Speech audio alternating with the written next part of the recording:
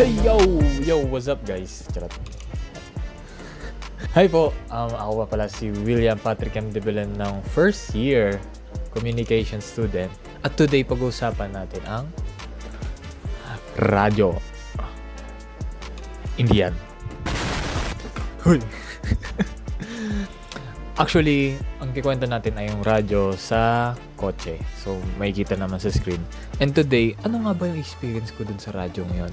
So, ito kasi hindi na kasi ito nagana. So, kahit anong pag-charge ko dito, hindi talaga siya nagana. Pero, meron kaming radyo. Pero ano to? It's a digital radio. Well, digital radio din yung nasa kotse. No? Pero, yes, nagana pa rin siya. And today, ano ba naging experience ko dun sa radyo na yun, no?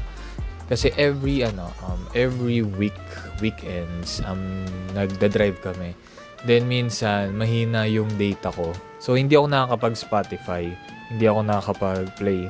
So, ang ginagamit namin yung radyo. So, yung 97.1, no? Love Radio ba yun? Basta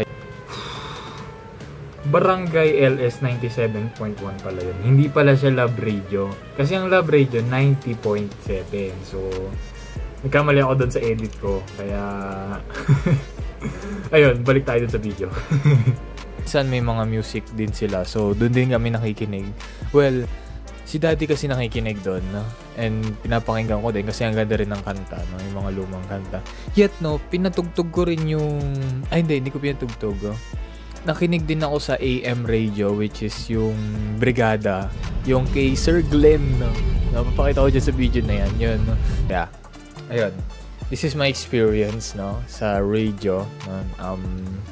Sharing with you guys, no, from my real experience. So papakita ko na lang yung mga pictures, likes, kung saan kami nagpunta, kasi mostly nasa Cavite kami always, every weekend lagi kaming nag-iikot, no.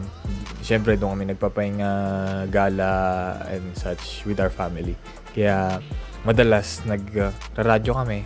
Madalas papatugtog sa loob ng kotse. So ayun lang. Thank you guys.